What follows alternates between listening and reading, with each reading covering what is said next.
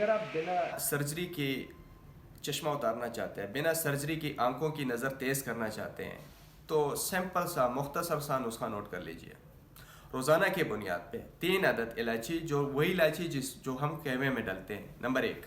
उसके साथ 7 अदद बादाम, उसके साथ 7 अदद सिया मिर्च, वही मिर्च जो हम सालन में डालते हैं, और उसके साथ 7 अदद किशमिश, रात, और 1 चाय का चम्मच सौंफ। ठीक है, 5 चीज़ें हो गई।